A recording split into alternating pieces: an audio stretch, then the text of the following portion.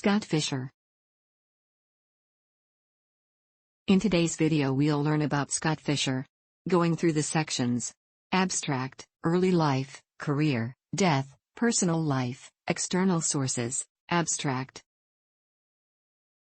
Scott Eugene Fischer was an American mountaineer and mountain guide.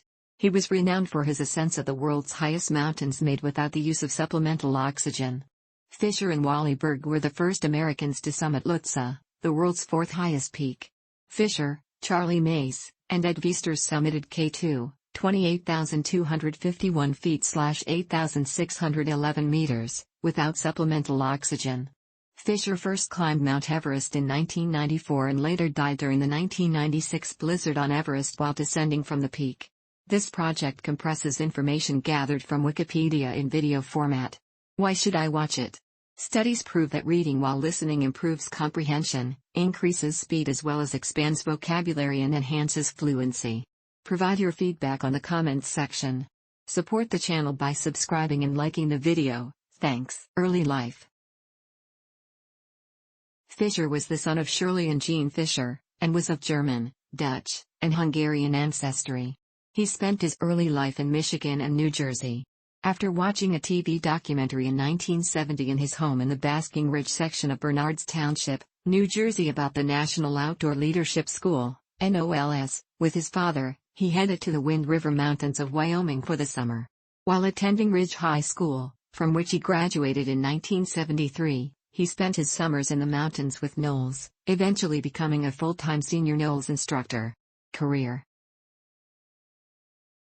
In 1977, Fischer attended an ice climbing seminar by Jeff Lowe in Utah. A group of climbers scaled the frozen Bridal Veil Falls in Provo Canyon.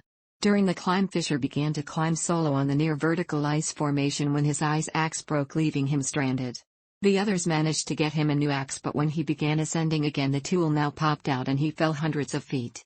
He survived, but injured his foot with his ice axe as he fell. In 1984, Fischer and Wes Krause became the second ever team to scale the breach icicle on Mount Kilimanjaro in Africa after Reinhold Messner and Konrad Renzler in 1978. In 1984, Fischer and two friends, Wes Krause and Michael Allison, founded Mountain Madness, an adventure travel service. He guided clients for climbing major mountain peaks around the world. In 1992, during the climb on K2 as a part of the Russian-American expedition, Fischer fell into a crevasse and tore the rotator cuff of his right shoulder.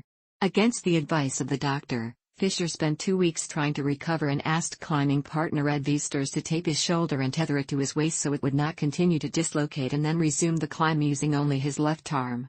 On their first summit bid, the climbers abandoned their attempt at Camp 3 to rescue Aleksei Nikiforov, Thor Kaiser, and Chantal Medway. Fischer and Ed Viesturs reached the summit on their second attempt without supplemental oxygen along with Charlie Mace. During descent, they met climbers Rob Hall and Gary Ball, who were suffering with altitude sickness at Camp 2. Hall's health improved along the descent, but Ball required subsequent help from Fischer and the other climbers to reach the base. Through Mountain Madness, Fischer guided the 1993 climb for the Huron Denali, 20,320 feet, in Alaska, which was organized by 8 students at Princeton University.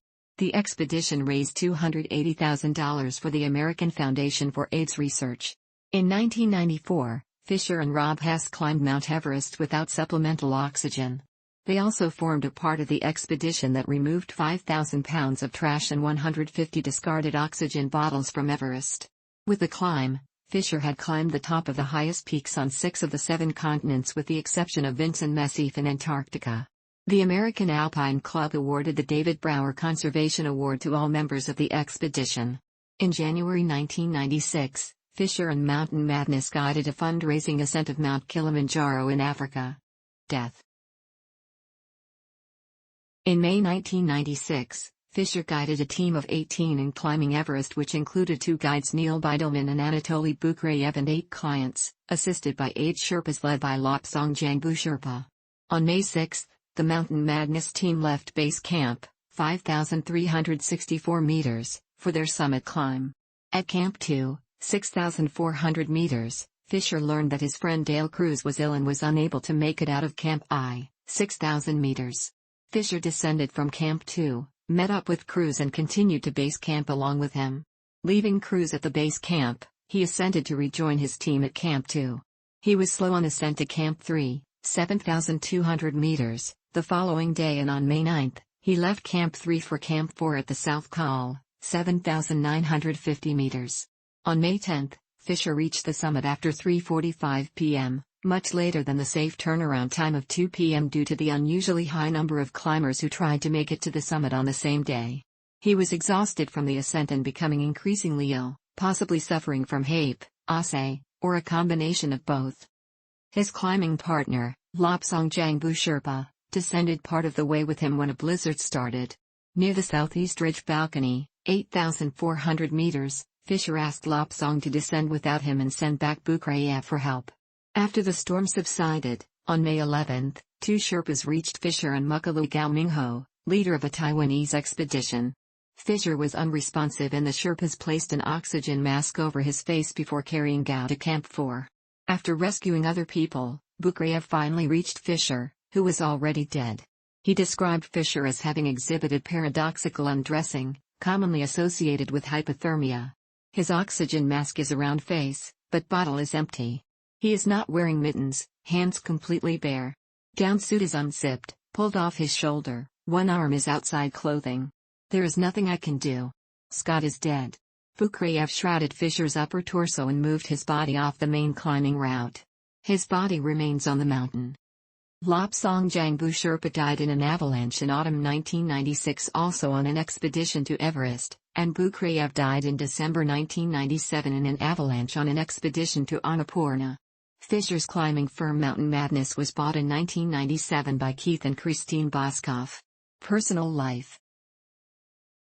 In 1981, Fischer married Jeannie Price, who was his student on a Knowles mountaineering course in 1974.